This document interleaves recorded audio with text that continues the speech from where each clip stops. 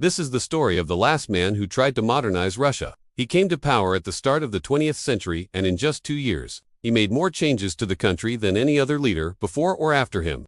In fact, by the end of his second year in office, he had modernized almost every part of Russian life. But then suddenly, his popularity plummeted. His closest allies turned against him, and he lost everything.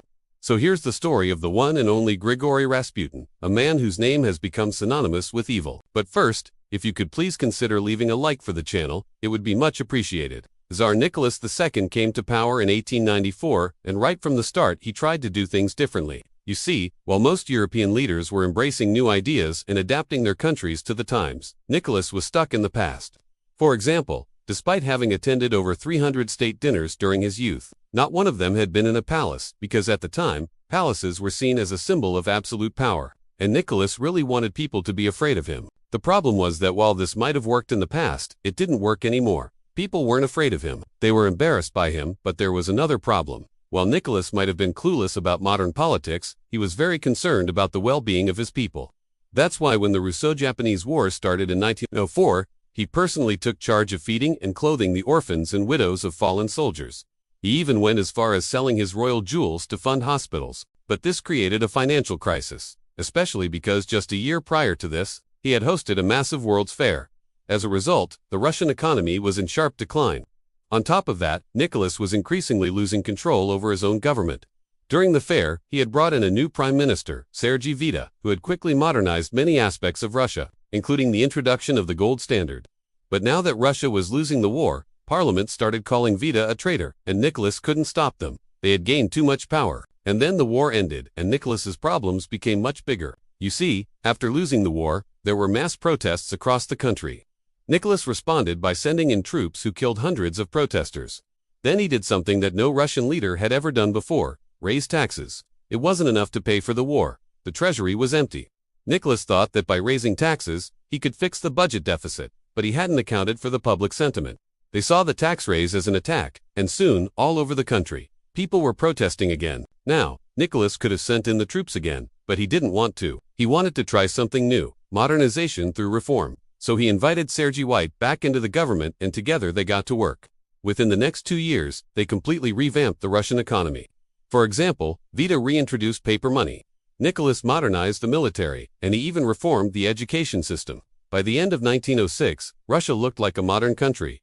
Its GDP per capita had doubled.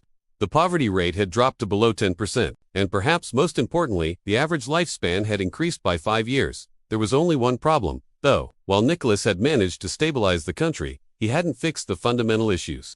And those issues were the biggest reasons why Russia was so underdeveloped in the first place: corruption and bureaucracy. You see, while Nicholas was able to lower the poverty rate, he didn't actually reduce inequality. He simply took money from the rich and gave it to the poor. In fact, the richest 5% of Russians still owned 60% of the land. On top of that, Nicholas still hadn't solved the issue of government corruption. Sure, his new reforms made it harder for peasants to get exploited, but if they wanted to get a government job, they would still need to bribe someone. It didn't take long for the public to realize that these reforms were only skin deep. And soon they started protesting again. This time, it was the middle class. They felt that the old elite was holding on to too much power. Nicholas agreed, but he didn't want to upset the rich.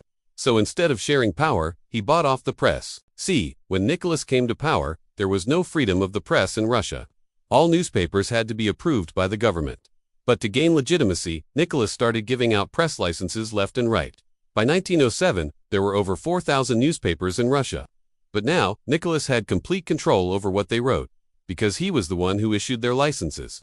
Of course, some journalists saw right through this and kept writing negative things about the government anyway. So Nicholas took away their licenses. Then he went after the educated class, who were largely responsible for the rise of journalism in the first place. At the time, 20% of Russians could read, and the ones who could read were generally better educated and more politically active. So Nicholas introduced a literacy test.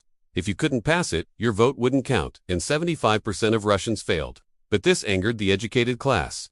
Even though most of them passed the literacy test, they saw what Nicholas was doing, and they weren't happy about it. This led to the first major opposition movement against Nicholas, the October Manifesto. Thousands of intellectuals signed it, demanding more political rights. Nicholas rejected this, which prompted 3 of his ministers to resign. Now, usually when a politician loses the support of his cabinet, he resigns too. but Nicholas refused to do that. Instead, he appointed Ivan Lvov as the new prime minister. Lvov was a wealthy landowner, and Nicholas thought that he could control him. But Lvov was smarter than Nicholas thought. He knew exactly how to manipulate him. You see, while Nicholas didn't want to share power with the rich, he loved being in power. This was especially true when it came to the army.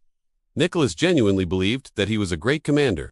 He attended military parades and inspected troops more than once a week, and this made him very popular among the troops. In fact, when the mutiny broke out in 1905, the only reason Nicholas was able to put it down was because the army remained loyal to him. So when Lvov took office, he knew exactly what to do to stay in power. He handed Nicholas even more responsibilities within the military.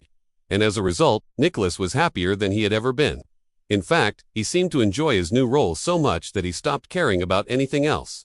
Soon he was making decisions based on nothing but his gut feeling, like the infamous Stolypin Pour, named after his interior minister, Peter Stolypin.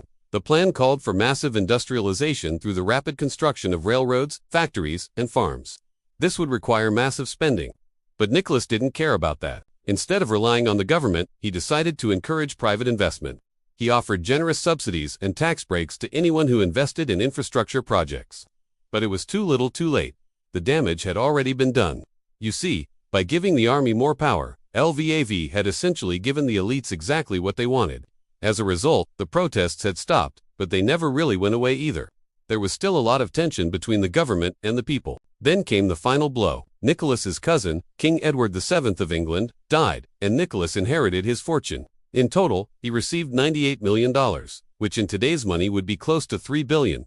Now, if there was ever a time for Nicholas to invest in the country, this was it. But instead, he spent the money on palaces, yachts, and art. To make matters worse, the public knew that he had received the money, and they were outraged. Soon, pamphlets were being circulated around the country, reading, "Stop, thief, Nicholas II, return the money," and the public's trust in Nicholas had collapsed. At this point, Lvov was desperate. He tried everything to save the country, but it was too late. The damage had already been done. Nicholas was seen as an evil king hoarding gold while his people starved. In the end, Nicholas's reign would end in tragedy. The public hatred would turn violent and he would be forced to abdicate the throne. Then the Soviets would come to power and Russia would enter a civil war. In the end, Nicholas and his entire family would be assassinated. And that's the sad end to the story of the man who tried to modernize Russia and lost everything. Speaking of losing everything, if you haven't subscribed yet, I can tell you that it's about to happen.